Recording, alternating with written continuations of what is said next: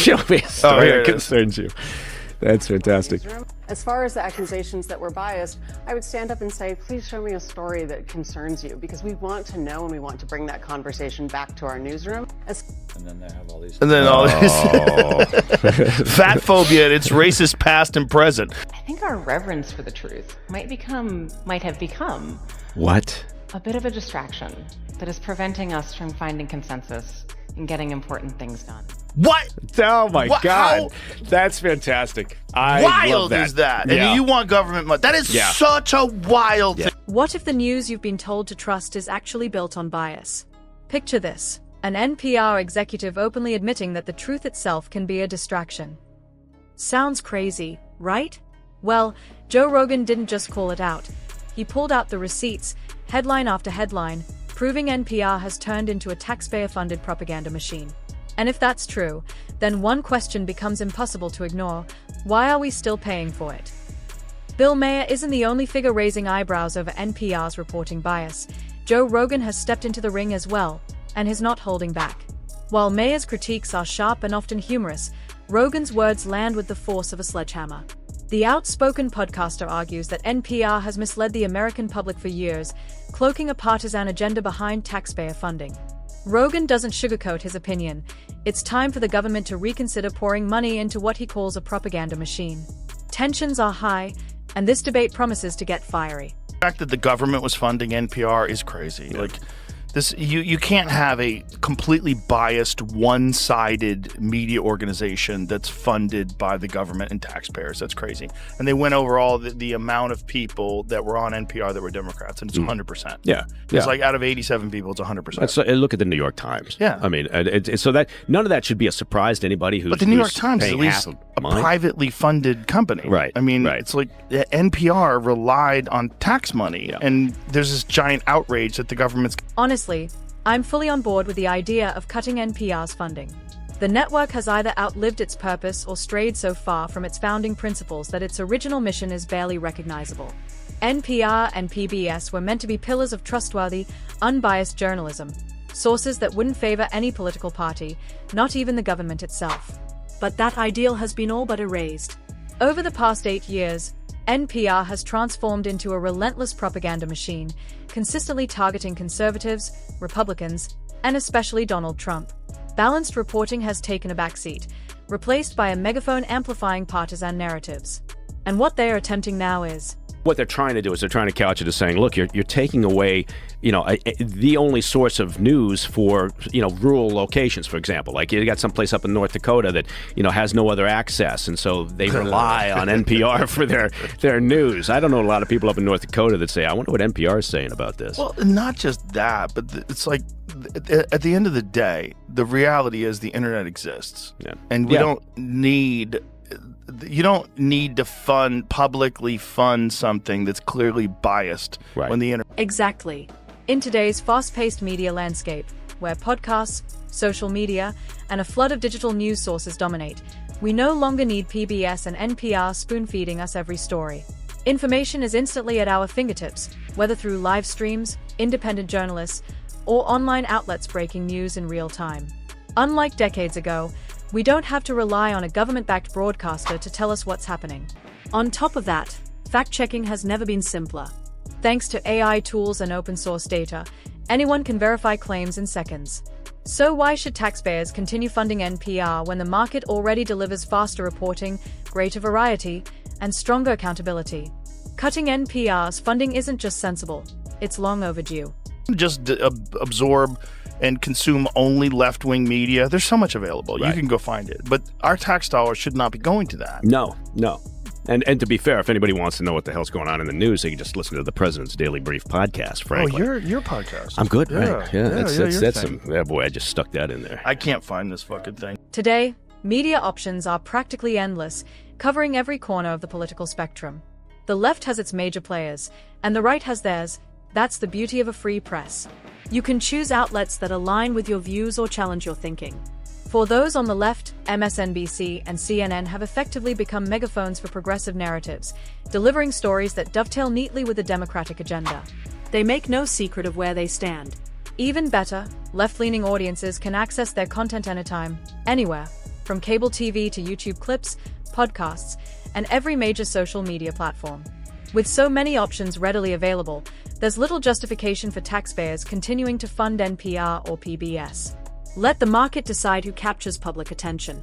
When accusations of bias surface, the conversation can, and should, be open. Ask to see a story that concerns you, and newsrooms can respond, fostering transparency and dialogue. Meanwhile, deeper societal issues emerge, from fat phobia and racial bias to the ways racism has been woven into culture, like using it as a marketing tool in country music. Some people may react superficially, clicking thumbs up because it feels neutral, but academics warn that such gestures can reflect a lack of awareness about systemic privilege. And yes, even bizarre right-wing conspiracy theories, like the supposed dangers of eating bugs, often carry undertones of racism, revealing just how deeply these issues are embedded in media narratives. What unfolds in the clip you just watched is revealing. The NPR chief sits there, poker-faced, insisting the organization isn't biased and daring anyone with evidence of slanted reporting to step forward. It's a bold move, almost a challenge to critics.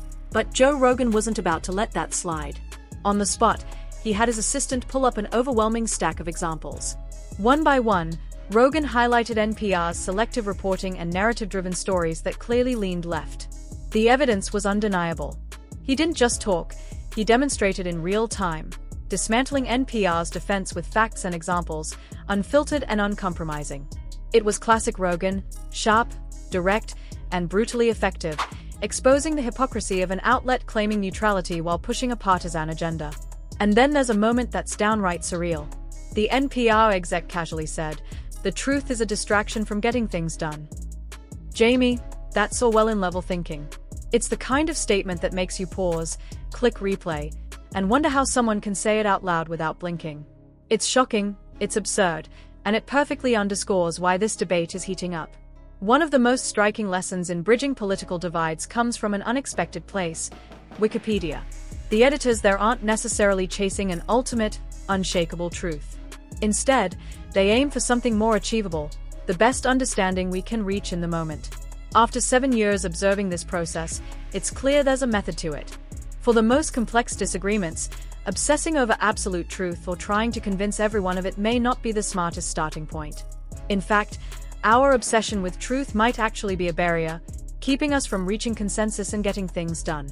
Joe Rogan could hardly believe his ears when the NPR executive echoed this idea, suggesting that truth itself could be a distraction from consensus. Pause and let that sink in. A major news outlet implying that factual accuracy might be inconvenient. That single statement explains a lot about NPR's approach. Rather than putting facts first, they openly indicate a willingness to bend reality in service of agreement and practical convenience. And once you see it, the pieces fall into place: carefully constructed narratives, selective reporting, and even those puzzling, eyebrow-raising headlines Rogan highlighted. Their framing often reads less like objective journalism and more like strategic spin, designed to steer the audience toward a specific conclusion. No wonder Rogan was stunned. When the people steering NPR admit that truth is negotiable, their credibility starts to crumble, and the reasons behind their partisan slant become painfully clear. How wild is that? A news organization openly claiming that the truth is a distraction. That's not just surprising, it's downright shocking. Rogan's reaction says it all. As a journalist, chasing the truth should be the top priority, not an inconvenience to be set aside. Watching these types of forums, with executives earnestly delivering their lines into the void, it's hard not to think, step out of your own bubble. And the stakes are real. NPR clings to government funding not to provide objective reporting, but to bankroll a constant stream of ideological content aimed at a narrow worldview. Once a neutral and credible outlet, it has morphed into a megaphone for cultural trends and progressive talking points, many of which polarize the nation rather than unite it. This isn't just about questionable headlines, it's about advancing an agenda under the guise of journalism, all while relying on taxpayer dollars to do it. The irony is striking. Americans are forced to fund stories and narratives they may not support, yet NPR continues to demand more. It's no wonder the push to defund the organization is gaining momentum. Rogan predicted the shift might finally come after what he saw, citing recent events and even tweets from Donald Trump. Watching NPR executives like Catherine Mayer in action, dripping with smugness and a sense of superiority, only reinforces the disconnect. It's a stark reminder of how far the outlet has drifted from its original mission, and why so many Americans are calling for accountability. It was almost surreal to watch. The NPR executive, trying to sound composed, went through the motions of thanking critics for raising concerns, only to launch into what felt like a 2-minute dodge, denying controversies she'd clearly been tied to. Congress members pressed her relentlessly. "You never did it? Well, here's you saying you did." The contradictions piled up, and the attempt to appear credible quickly crumbled. Enter Megyn Kelly, who didn't hold back. She shredded the NPR boss's arguments, highlighting the organization's blatant hypocrisy and making the case for why taxpayer funding should end. For years, NPR has used public money to amplify woke theories and push partisan narratives, so much so that it's hard to track them all. Yet the NPR executive had the audacity to challenge critics to produce evidence of bias. When the receipts started rolling in, headline after headline, story after story dripping with slant, there was nowhere to hide. The supposedly neutral outlet was laid bare, and its leader looked thoroughly exposed. Kelly's takedown made one thing abundantly clear: NPR's insistence on taxpayer dollars while actively promoting propaganda is indefensible. The argument for defunding the organization has never been stronger. Meanwhile, debates about race and ideology only amplified the tension. Tweets and public statements questioning America's relationship with white supremacy and systemic inequality sparked heated discussions. References to books like The Case for Reparations added fuel to the fire, illustrating how nuanced topics are often misrepresented or weaponized in public discourse. The entire episode underscored one stark reality: NPR's credibility and objectivity are under intense scrutiny, and the public is paying close attention. It gets both hilarious and painfully awkward. Picture this: someone puts out a bold, highly visible tweet, staking their credibility on a strong opinion. Then a few years later, they claim they've evolved so much that they no longer stand by their own words. That's not growth, that's spin. When you disown past statements entirely, it raises big questions. Were those opinions ever genuinely held, or were they just calculated to fit a narrative, score points, or ride a cultural trend? Either way, it doesn't look good. Audiences expect at least a baseline of honesty, if not consistency. Owning up to being wrong would have been one thing, but dismissing past statements as a childish phase, that feels opportunistic, not reflective, and people notice. Take the tweets in question, claiming to have once felt superior while reflecting on personal advantages, only to now insist no one actually feels that way. The backtracking is awkward at best and disingenuous at worst. And it doesn't stop there. Questions about systemic issues like reparations only add fuel. When someone wavers between acknowledging personal privilege and denying structural patterns, it highlights how easily public statements can be twisted, misremembered, or reshaped to fit the moment. The net effect: audiences are left questioning credibility, consistency, and motives, key elements in public trust that, once shaken, are hard to restore. Except, she did.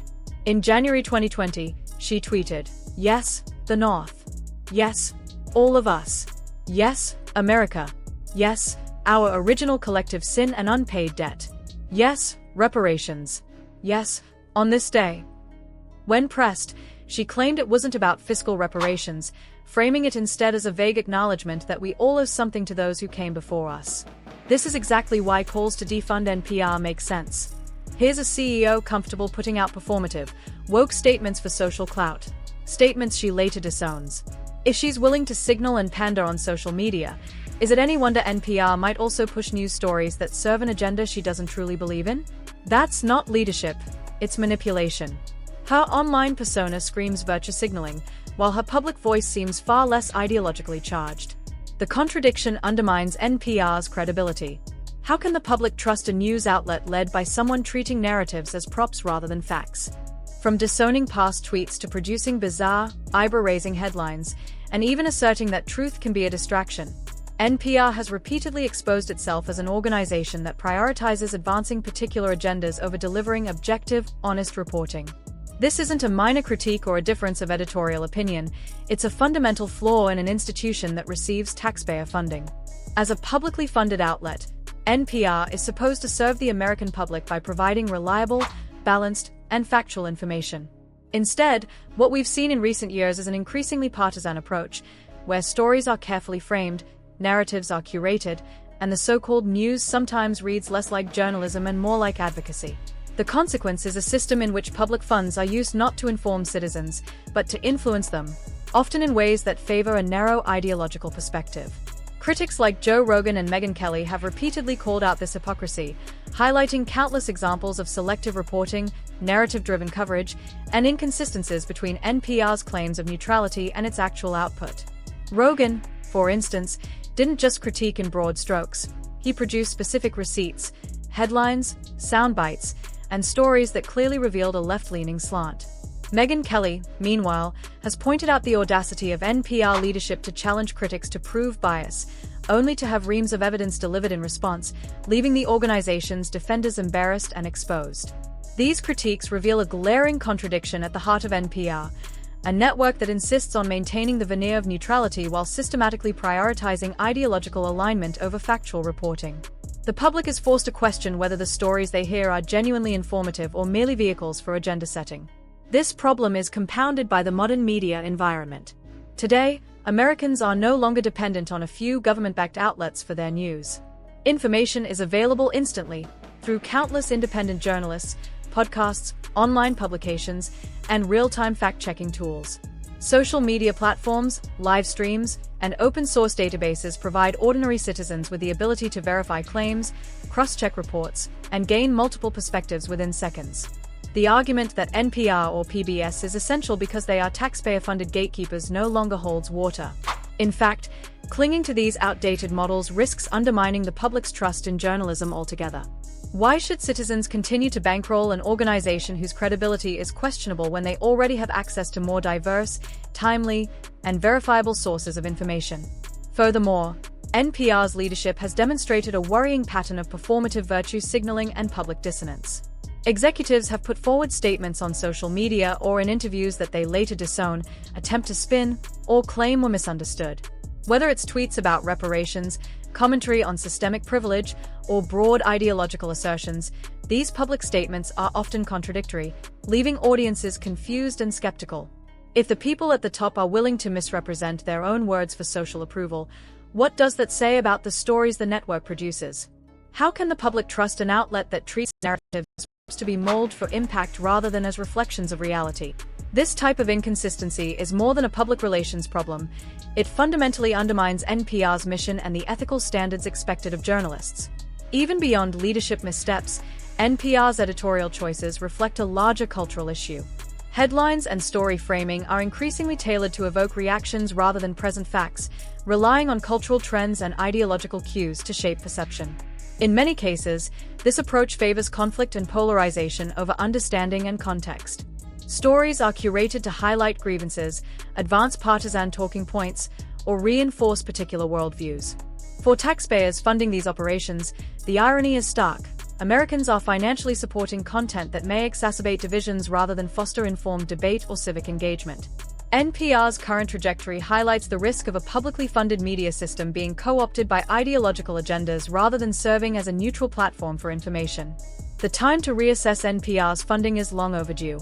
In a society with an abundance of credible alternatives, there is simply no justification for continued taxpayer support for an outlet that blends advocacy with reporting. Independent media, digital news platforms, and a vast array of podcasts now offer Americans diverse perspectives on current events. Fact-checking is easier and more immediate than ever before, giving individuals the tools to assess reporting independently. Allowing NPR to monopolize public funding in this context does not serve the public interest. It perpetuates a system in which ideology can masquerade as journalism under the shield of taxpayer support. Ultimately, this is about accountability, transparency, and the responsible use of public funds. NPR's leadership, editorial choices, and ideological leanings demonstrate a misalignment with the principles that justified public funding in the first place. Disowning past statements, producing partisan headlines, and prioritizing consensus over truth erodes credibility and undermines the public trust. Critics like Joe Rogan and Megyn Kelly have highlighted these issues with concrete evidence, making a compelling case for re-evaluation. By ending taxpayer support for NPR, the public can redirect resources to more transparent, accountable, and diverse sources of news, allowing the free market and informed citizens to determine which outlets truly deserve attention. The argument is clear. NPR has moved away from its founding mission of unbiased, factual reporting. It has become a taxpayer-funded platform that prioritizes ideology over accuracy. In an era where information is abundant and verification is instantaneous, there is no longer a practical or ethical rationale for public funding of an outlet that fails to meet basic journalistic standards. Pulling the plug on NPR is not only justified, it is essential for restoring accountability, protecting the integrity of journalism, and ensuring that public dollars are spent in service of truth rather than partisan agendas.